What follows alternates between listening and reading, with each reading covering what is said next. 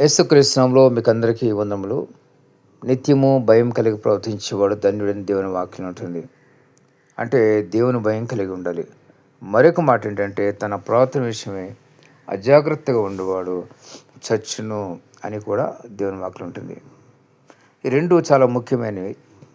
మొదటిగా మనం దేవుని భయంతో ఉన్నట్లయితే కనుక మనకి దేవుడు హాని నుంచి తప్పిస్తాడు. మరి పాపం నుంచి దేవుడు తప్పిస్తాడు. దేవుని భయం ఉంటే పాపం చేయరు ఎవరు కూడా. అదేవిధంగా అజాగ్రత్తగా ఉండి చచ్చిన దేవుని వాక్యం ఉంటుంది.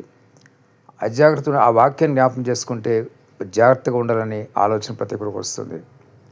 మరి ఖచ్చితంగా ఈ వాక్యం చాలా మంచి వాక్యం. రెండు వాక్యాలు కూడా మీరు ఎక్కడికైనా బయటకు వెళ్ళినప్పుడు మీరు అజాగ్రత్తగా ఉంటే యాక్సిడెంట్స్ జరగవచ్చు, లేదా ఏ మ్యాన్ హోల్స్లో పడిపోవచ్చు. సెల్ ఫోన్లు మాట్లాడితే అనేక మంది మ్యాన్ హోల్లో పడిపోయినారు ఉన్నారు. ఈ విధంగా అనేకమైన ప్రమాదాలకు కారణం ఏంటంటే అజాగ్రత్త.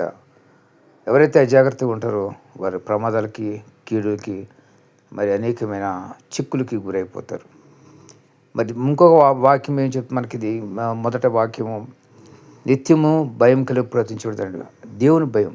అయ్యో ఈ మాట అంటే మరి నేను అది పాపం అవుతుందేమో, వాళ్ళకి ఏమైనా నొప్పి కలుగుతుందేమో, ఆ మాట ద్వారా వాళ్ళు మళ్ళీ ఇబ్బంది పడి మళ్ళీ మన మీద ఏదైనా బాధ పెట్టుకుంటారేమో, ఇటువంటి ఆలోచన ఉంటుంది భయం ఉన్నవాళ్ళు, దేవుని భయం ఉన్నవాళ్ళు. దేవుని భయం ఉన్నవాళ్ళు ఎప్పుడు కూడా పాపానికి ముందుకు వెళ్ళరు. వాళ్ళలో ఆ దేవుని భయం ఏం చేస్తుందంటే వాళ్ళని ఎక్కడికక్కడ మరి కట్టడ చేస్తుంది. ఒకళ్ళు పాపం చేయాలంటే కూడా వెంటనే దేవుని భయం వస్తుంది. ఈ పొరపాటు, ఈ తప్పు, ఈ పాపం చేస్తే నా పైనకి ఏ కీడు వస్తుంది అనే భయం ఉంటుంది. ఈ విధంగా దేవుని భయం ఉన్న వాళ్ళలో మరి జాగ్రత్తగా ఉంటారు. మరి ఎటువంటి కీడుకి లోను కాకుండా వాళ్ళు చూసుకుంటారు.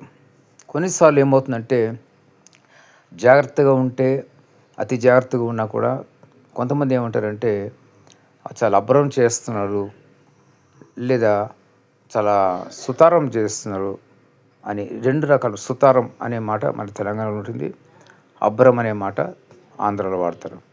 కాబట్టి అతి జాగ్రత్తగా ఉంటే కనుక వాళ్ళు ఆ విధంగా అంటుంటారు చాలామంది. ఎవరు ఏదనుకున్నా కూడా మన జాగ్రత్తలో మనం ఉండాలి. అది ఎవరి జాగ్రత్త వాళ్ళది. వాళ్ళు అజాగ్రత్తగా ఉంటారు, తర్వాత ఏదో కీడు కొని తెచ్చుకుంటారు, లేదా ఏదైనా ఇబ్బంది, శ్రమ, చిక్కు ఏదైనా కలగవచ్చు. మరి జాగ్రత్తగా మరి నిత్యం భయం కలిగి ఉంటే కనుక దేవుని కాపుదల మనకు ఉంటుంది. దేవుడు మనతో ఉంటాడు. దేవుడి మాటలకు దీవించి ఆశీర్వదించును గాక. ఆమేన్.